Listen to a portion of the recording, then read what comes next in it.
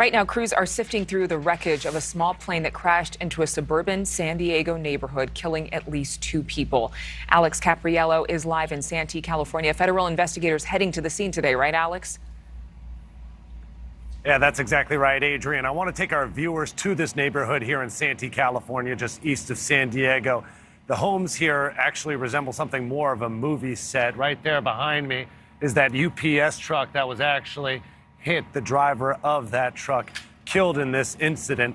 The National Transportation Safety Board is going to be out here first thing this morning to conduct their own investigation into what really went down here. Let's take some of that raw cell phone video that was captured from the moment when this plane crashed into this suburb. It shows the heroics of people jumping into action and pulling their neighbors from their fiery homes. Now, in total, 2 homes destroyed and around a dozen others damaged. The debris from this crash stretches 1 block in each direction. A UPS delivery truck was also hit. The driver of that van was one of the 2 confirmed deaths. Alex, what did neighbors say this experience was like? I can only imagine. I mean, I'm thinking about the family of that UPS delivery driver, but this had to send shockwaves throughout the neighborhood. Oh, yeah, absolutely. Our News Nation colleagues here in San Diego were actually on scene within minutes and spoke to some of these neighbors and the people that were pulling people from the wreckage within about an hour after that incident occurred. You know, one woman was actually pulled from her window. Her clothes were melted. Her hair was singed. Another group of men actually tore down a backyard fence after they heard a man screaming from behind it. And I asked him, do you want me to rip your fence down? And he goes, yes. And so I called across the street. I need help because he was a big guy. And me and another guy, we ripped his fence down. And you could tell he kind of had flash burns on him and stuff.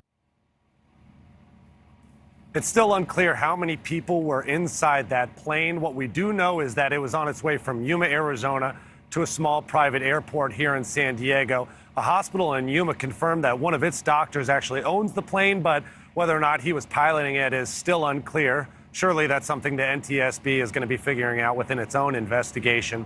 As for the UPS driver, the company released a statement expressing the condolences. Some of the neighbors here in this area said that UPS driver was a regular around here. They recognized him, and we're awfully sad to see how it all played out with him right here. It's just what a nightmare. Alex, thank you. As horrible as yesterday's plane crash is, there is an uplifting side. You saw those neighbors helping each other, and so often that's the case when tragedy strikes, right? Ordinary people doing extraordinary things. And one man in particular located his neighbor trapped in the backyard of his burned home. He's alive today because of it. A normal day in a quiet San Diego suburb turns suddenly surreal.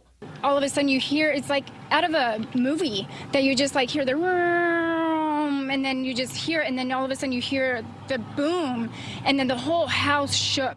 An airplane drops from the sky, crashing into homes, setting them on fire. People running for their lives. We're just screaming, anybody in there, anybody in there. Neighbors helped an elderly woman from her burning home, her husband trapped in the backyard. Sean Purvis found him. I drove my car over here, jumped out, and went up to the window, and people across the street said, they're already out. And I was yelling, is there anybody in here? And I heard somebody screaming from the backyard, and the gentleman was back there, and he was like, I want to get out. Purvis and another neighbor carried the man to safety, not a moment too soon.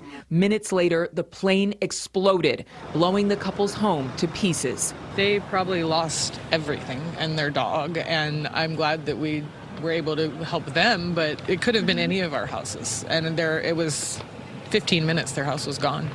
It's just heartbreaking. Oh my gosh, I can't even imagine. I mean, what do you say to somebody who's been through something like that?